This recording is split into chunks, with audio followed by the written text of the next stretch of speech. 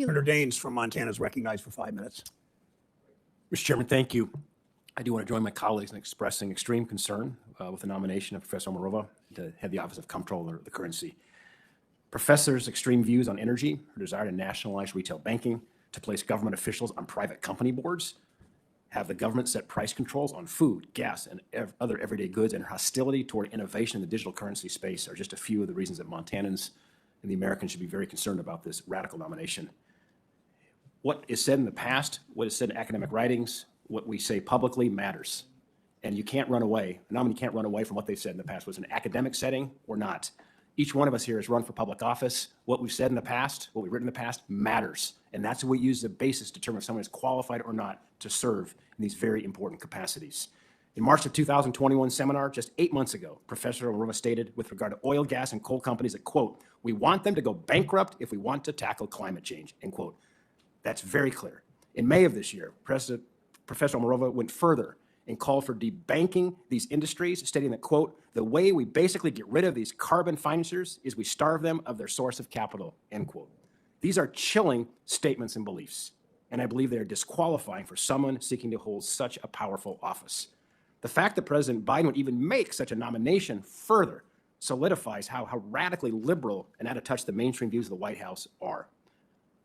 Professor Omarova, in a 2017 paper entitled Bank Governance and Systemic Stability, the Golden Share Approach, you advocated for a fundamental structural reconfiguration of bank governance by giving the federal government a seat on the board of each systemically important banking organization. You specifically proposed that government, and I quote you, "take partial ownership stakes in firms in order to exercise voice in the deliberations and ultimately issue in firms' decisions," end quote.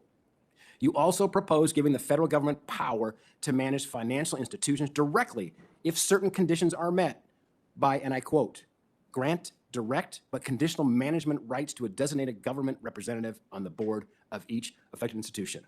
Professor, I lived in China for 6 years, working for Procter & Gamble. I've seen the effects of when big government, when communist governments try to take over the private sector. Placing government officials on boards of banks to propose that is chilling. Do you still believe that the government should have seats on the boards of private companies? Senator, thank you for bringing up this particular paper and allowing me to clarify that comment. So the idea of a golden share did not come from China or from the Soviet Union.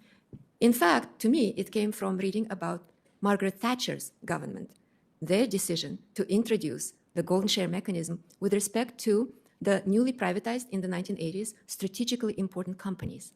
This is where I drew my inspiration for the idea, just kind of to push the envelope a little bit of thinking about if we can introduce a very contingent and very limited ability for the public voice in the bank, in the governance of systemically important financial institutions only under situations when the financial stability, systemic stability, and national security are threatened. So I just want to be clear, okay, but you do still, and you put conditions to it, but you still believe that the government should, in some situations, have seats on the boards of corporations. Yeah, I'm with Margaret Thatcher on this one.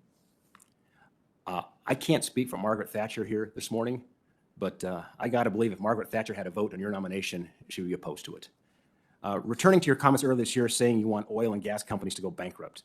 In that statement, you specifically said you hope that small oil, gas, and coal companies go bankrupt. Your exact words were, quote, "a lot of the smaller players in the industry are going to probably go bankrupt in short order. At least we want them to go bankrupt if we want to tackle climate change." Professor, do you believe that is the role of the federal government to specifically target small, family-owned businesses in an attempt to bankrupt them, destroying their livelihoods and the communities they support? Senator, once again, like I said before, what I was actually saying in that comment was the opposite, that we need to find new ways of helping small energy companies get through the hard times so that their workers do not lose their jobs. That hurts local economies. I completely agree. Wait a minute, you said at least we want them to go bankrupt if we want to tackle climate change. So that one sentence I already said. I'm sorry that I misspoke. It was not a well-phrased sentence, but the meaning, and I insist on that. I think that means pretty clear. Thanks. Chairman, let me just close, if I might. The dominant theme of your career has been promoting very radical socialist ideas. The position you have been nominated for would put you in a position to implement some of these ideas. The thought of that is chilling, and this committee, in my opinion, should unanimously reject your nomination. Thank you, Senator Daines.